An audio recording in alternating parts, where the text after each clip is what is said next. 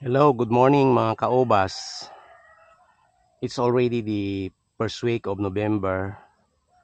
Plano natin na pabungahin ng ating obas or ipruning ang ating obas by the middle of November. Wala na ring tag-ulan, so sa tingin ko naman maganda na ang kalalabasan ng pagpo-pruning natin pag mag-pruning tayo ng middle of November. Isa sa mga preparations natin para sa pagpo-pruning guys ay itong pag-a-apply ng Yaramila Winner. Ito guys, oh. Kita niyo yan. Yan ang Yaramila Winner. Yan ang i-apply natin dito sa puno ng ating obas through side dressing. Side dressing ang ginagamit kong pag-apply dito kasi medyo marami na rin itong puno ng ating obas. Anyway, ang Yaramila Winner ay highly soluble or madaling matunaw sa tubig. Kaya kung nag-apply ako ngayon, mag-apply ako dyan sa puno niya ngayon, side dressing. Afterwards, magdidilig tayo so matutunaw din siya magagamit ng ating obas. As you can see guys, ito ang Yaramila Winner, colored green. Yan ang kulay niya guys, oh. Kita nyo? Yan.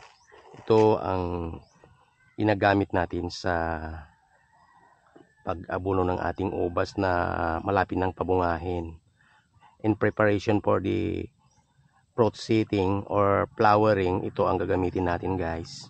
Actually, ang recommended na amount or volume ng abono na i-apply natin dito ay 150 to 200 grams. Pero tansyahan na lang guys kasi dakot na lang ang ginagamit natin. Itong isang puno na ito, gagamitan natin ng 2 dakot. Yan. So 2 dakot, equivalent na yan sa recommended na volume ng abono na ilalagay natin sa ating papabungahin na ubas. Ito guys, mag-a-apply na tayo ganyan, oh. Paikot lang, huwag direkta sa puno. Yan, para hindi magkaroon ng hindi magandang epekto sa ating ubas. Ganyan lang guys. 2 dakot. That's enough para sa preparation ng pagpapabunga ng ating ubas. Itong isa na ito hindi pa pwede siyang pabungahin guys kasi maliit pa siya, oh. So itong malalaki lang na puno ang lalagyan ko. Yan. Yung mga maliliit, yung Yaramila Unique 16 ang gagamitin ko.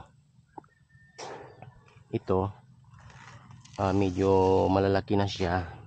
Pwede na siyang umpisan pabungahin. Yan guys. So parang napakadali kasi ini-spread lang natin dito sa puno ng ating obas itong abono. Ayan. Kung medyo marami ang ating ubas, mas maganda na itong side dressing method. Iwanan ko muna itong isa kana ito kasi maliit pa siya guys, hindi pa siya pwedeng pabungahin. Yung mga ready lang na magbunga, yun lang ang a-applyan natin para maihanda sila. Ayan.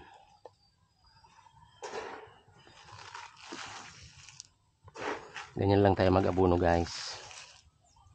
Madaling matunaw ito sa tubig kasi highly soluble. So pag nagdilig tayo mamaya, matutunaw na yan. Masisip-sip na ng ugat ng ating ubas. Magamit na niya yung mga nutrients. By the way, ang Yaramila Winner guys ay yan ang sinasabi nila na 15-9-20. Yung 15 yun ang ammonium nitrogen. Yung 9% yun ang phosphate. Tapos yung 20 yun ang potassium. So talagang pangpa-flower na yung potassium. Yan ang kuwan kasi element na pang-induce para mag-flower ang ating mga halaman, hindi lang sa ubas yung potassium. Kaya 20% yun. 15-9-20.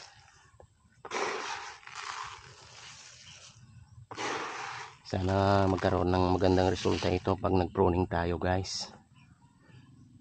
Walang malalaki ang lagyan natin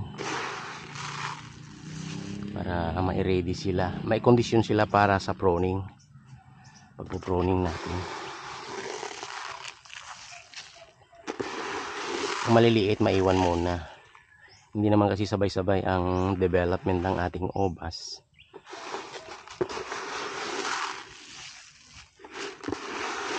So ayan, tansyahan lang ito guys.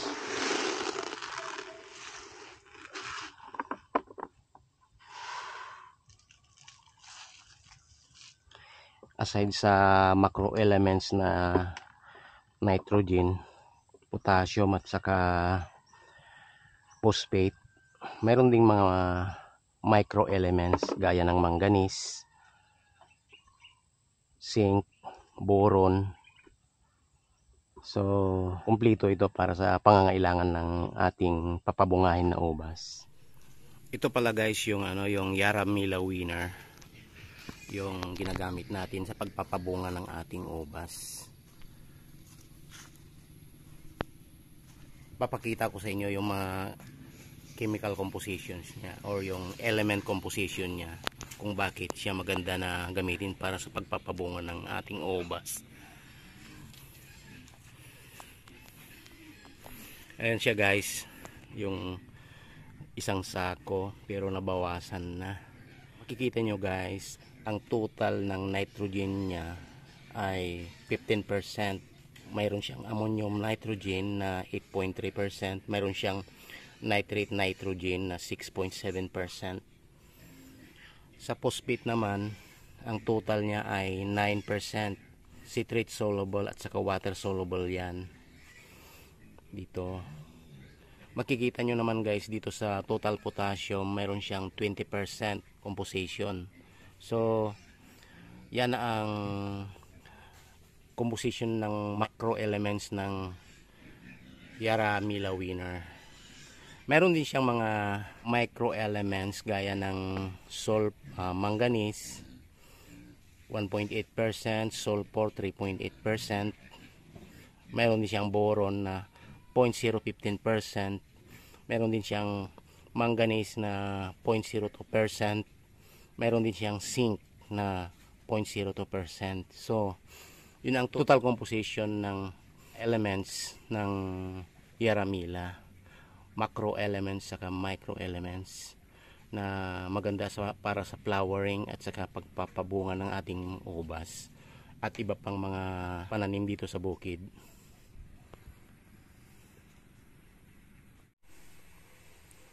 Gaano ba karami yung ilalagay natin sa bawat puno ng ating ubas?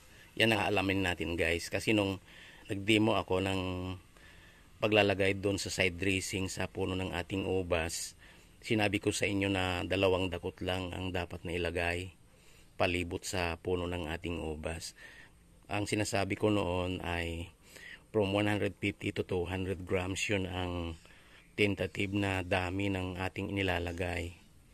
So ngayon nasa harapan natin guys ang timbangan at abono. Subukan nating sukatin yung 2 dakot na sinasabi ko guys dito sa ating timbangan.